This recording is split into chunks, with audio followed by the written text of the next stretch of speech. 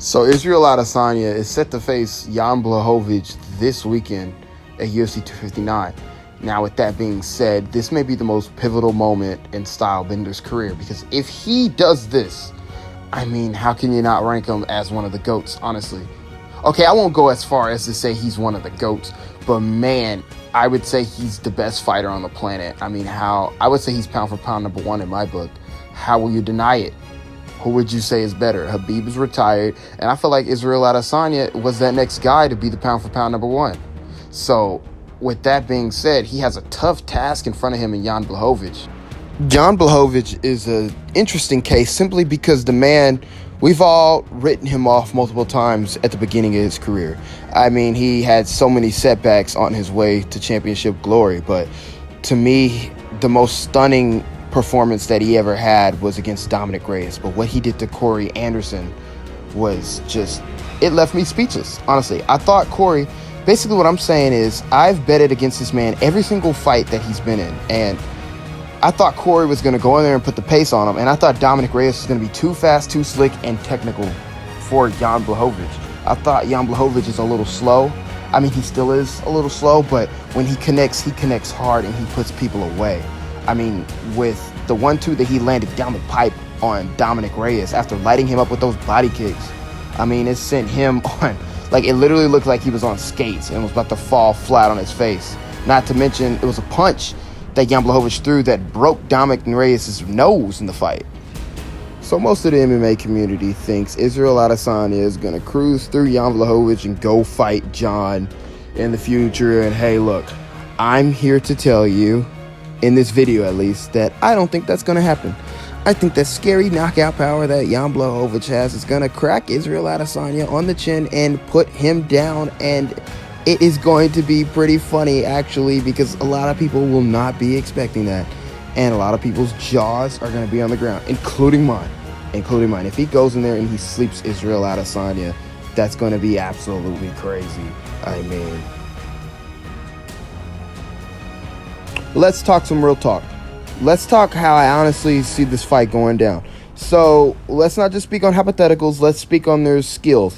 So I feel like Israel Adesanya is the better striker. Don't get me wrong. He's the better striker. He's longer, and he's still even taller and longer than Jan Blachowicz. And this is in Israel Adesanya's weight class. But look, man, that size is going to play a factor into this fight. A lot of people don't see that, but really the size is going to be a big deal. And Izzy is going to be faster, yes, but speed isn't everything. I feel like Israel Adesanya is going to be dancing around the cage. He's going to be throwing that jab and poking it out and, doing what he did basically against all of his opponents. And Jan's going to put that slow pace on him, lull him to sleep. And Jan honestly may shoot for some takedowns in this fight. If Jan Blachowicz gets Israel Adesanya to the ground, I mean, Jan Blachowicz is obviously a better ground fighter than Israel Adesanya, but the thing is that it's really hard to get Israel Adesanya to the ground. Romero was the only guy to do it, and he may have done it for maybe like not even 20 seconds. But I feel like Jan Blachowicz, if he gets him to the ground, he's better on controlling on the ground than Yoel Romero was. Yoel Romero can take people down, but he's not very good at controlling, right? So I know what you guys are thinking. Trippy, how is Jan Blachowicz going to close that distance to land that big punch on Israel Adesanya when no fighter has done it before? And that is true. No fighter has closed that distance to land a big knockout blow on Israel Adesanya yet. But it's only because Adesanya is a great mover, a great technical kickboxer, and he focuses mainly on defense. Y'all didn't even know that. Israel Adesanya worries more about his defense than he does his offense. And that is why the Romero fight went so boring how it did, because that is Israel Adesanya's main focus in a fight, is to not get hit. Hit you and not get hit. That's the name of the game, right? But let me ask y'all this. Do y'all really think Israel Adesanya is going to be able to avoid Jan Blachowicz for 25 minutes? If you think that, you're freaking stupid.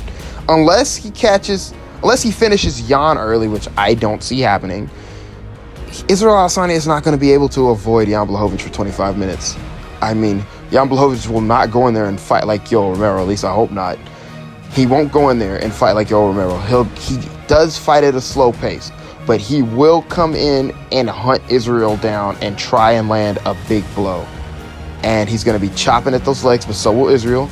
I see Jan Blachowicz eating a bunch of jabs, a bunch of leg kicks, a bunch of body kicks to be able to get in and close the distance and land that big blow on him. But Jan Blachowicz will be dishing it right back out.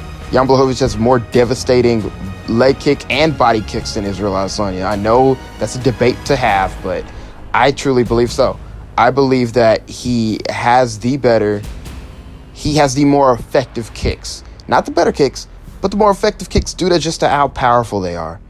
So I see him closing the distance mid-fight and landing a big punch on Israel Adesanya's chin and putting him down. Boom, there goes the hype of style bender.